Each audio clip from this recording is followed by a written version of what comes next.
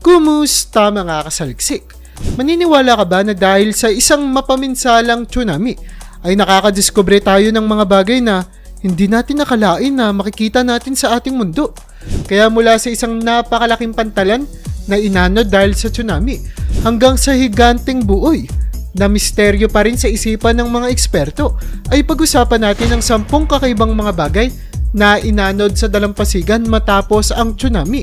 Kaya kung handa ka ng malaman at mapanood ang mga ito ay simulan na natin. Number 10. Pantalan. Noong 2011, isang malakas na tsunami ang tumama sa Japan. Nagdulot ng malaking pinsala at nagdala ng mga hindi inaasahang bagay sa iba't ibang bahagi ng mundo.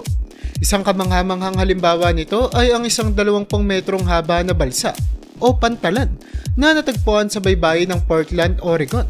Ang malaking istrukturang ito na gawa sa konkreto at metal ay nakalutang sa karagatan at umabot sa Estados Unidos halos isang taon matapos ang tsunami. Ang pantalan na ito ay naglakbay mula sa Japan, tumawid sa buong karagatang Pasipiko at dumating sa Amerika noong 2012. Nagpapakita ng napakalakas na puwersa ng kalikasan. Ang balsa ay nagkaroon ng mga marka na nagpapatunay na ito ay mula sa Shibata, Japan. Isang detalyeng nagpatibay sa pinagmulan nito.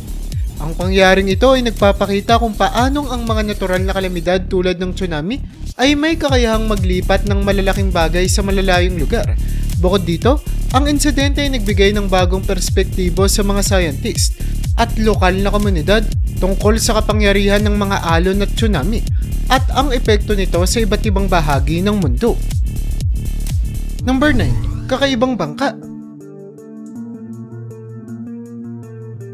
Noong 2011, matapos ang isang malakas na tsunami na tumama sa Japan na nagdulot ng malawakang pinsala at nagdala ng mga bagay sa malalayong lugar, isa sa mga pinakatampok na kwento ay tungkol sa isang bangka na pag-aari ng isang Japanese high school. Ang bangkang ito ay natangay ng alon at naglakbay sa buong karagatang Pasipiko hanggang sa makarating sa California, ilang kilometro lamang sa timog ng pantalan na nauna nating nabanggit na inanod kanina. Nang matagpuan ng bangka noong 2013, ito ay lubos na napinsala, puno ng dumi, lumot at mga barnacle. Pinakita ng kondisyon ng bangka na ito ay nagpapalutang-lutang sa karagatan sa loob ng ilang taon. Tinitiis ang mga alon, hangin at agos. Bagaman hindi may tuturing na unsinkable ang bangka, ang kakayahan nitong makaligtas sa ganitong kalagayan ay tunay na kahanga-hanga. Ang pangyayaring ito ay patunay kung gaano kalakas ang puwersa ng tsunami na kayang dali ng kahit na anong bagay sa mga lugar na hindi inaasahan. Number 8. Milyon-milyong cocaine. Noong 2013, isa na namang nakakagulat na pangyayari ang naganap sa baybayin ng Yokosuka, Japan. 4 na backpack kasi na puno ng cocaine ang natagpuan na may kabuoang halaga na tinatayang aabot sa $48 million. Ang kabuoang timbang ng droga ay 80 kilo na naging dahilan upang ito ang maging pinakamalaking drug seizure sa kasaysayan ng Japan noong panahong iyon. Bagaman hindi tiyak kung paano napunta ang mga backpack na ito sa dagat, may mga tsorya na maaaring ito ay nawala mula sa isang drug smuggling operation o kahit na natangay ng mga alon mula sa isang aksidente. Ang mga laga, ang mga droga ay nasa kamina ng mga otoridad at hindi na nga magagamit sa mga ilegal na kalakalan. Ang pangyayaring ito ay nagsisilbing paalala ng mga baybayin ay maaaring magdala ng iba't ibang kwento at sorpresa mula sa mga natural na kalamidad hanggang sa mga krimen na hindi inaasahang mabubunyag.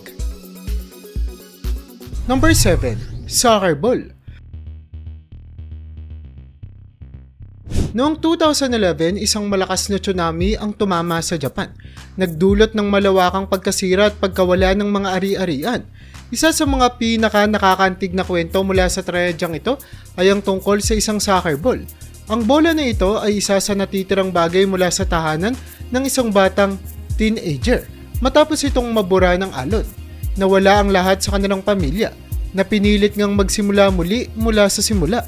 Ang bola na tila isang simpleng bagay ay natagpuan sa baybayin ng Alaska, ilang taon matapos ang tsunami. Ang pambihirang paglalakbay ng bola ay nakatawag ng pansin ng maraming tao, kabilang ang National Oceanic and Atmospheric Administration o NOAA. Natukoy nila na ito ay isa sa mga unang bagay na napadpad sa Pampang matapos ang tsunami. Matapos matuklasan ng mga tao sa Alaska ang bola, natunton nila ang may-ari nito at nakipag-ugnayan sa batang lalaki. Nalabis na natuwa nang malaman niyang natagpuan ang kanyang bola. Sa kabila ng pagkawala ng lahat ng kanyang ari-arian, ang pagbabalik ng bola ay nagbigay sa kanya ng kaunting aliw at pag-asa.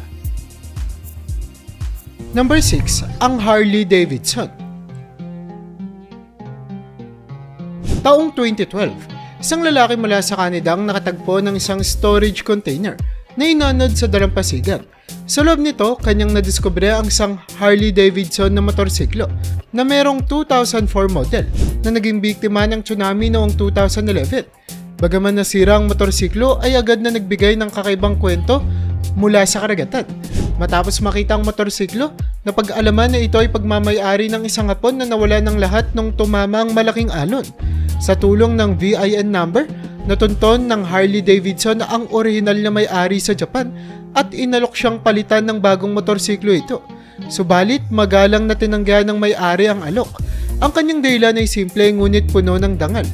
Hindi niya nais na makuha ang kapalit habang maraming iba pang nawalan ng higit pa na mahalaga. Ang motorsiklo ay ngayon nakadisplay sa isang museum. Nagsisilbing paalala ng hindi lamang ng trahedya ng tsunami, kundi pati na rin ang kabayanihan at kababaang loob ng isang tao sa gitna ng trahedya.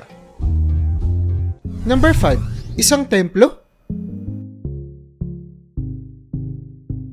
Balik tayo sa taong 2013. Isang kahoy na piraso mula sa isang Japanese shrine ang natagpuan sa dalampasigan ng Oceanside, Oregon. Ang pirasong ito na tinatawag na Akasagi ay bahagi ng mas malaking istruktura na kilala bilang tori. Ang tori ay isang 3 bahaging kahoy na istruktura na matatagpuan sa pasukan ng isang Shinto shrine.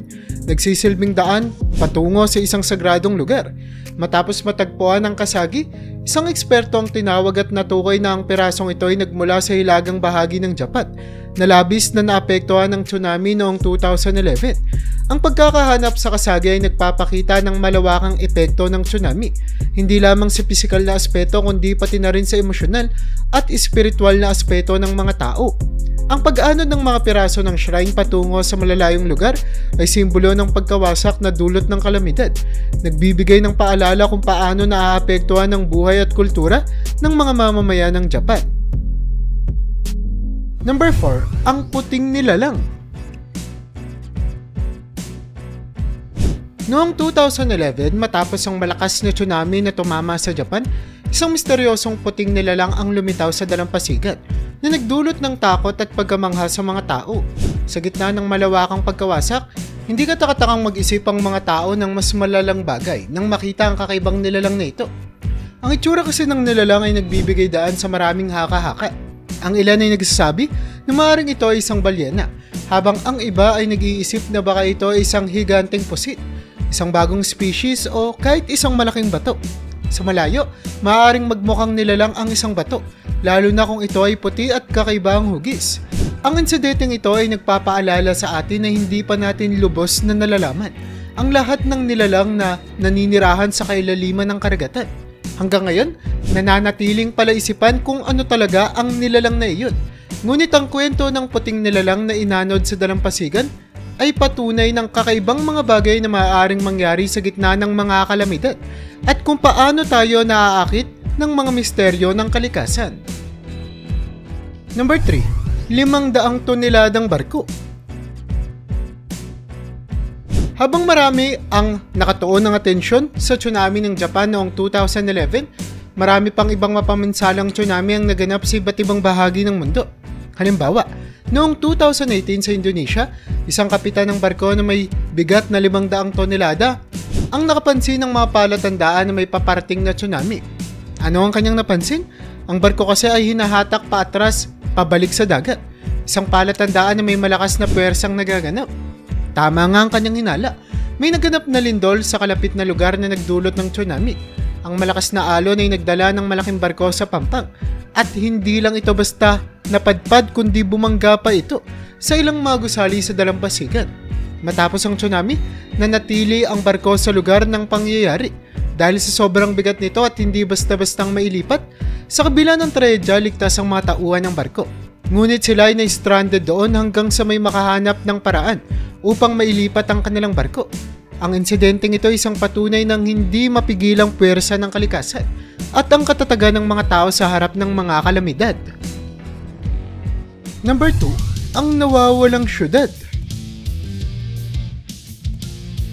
Taong 2005, isang malakas na tsunami ang tumama sa isang lungsod sa India.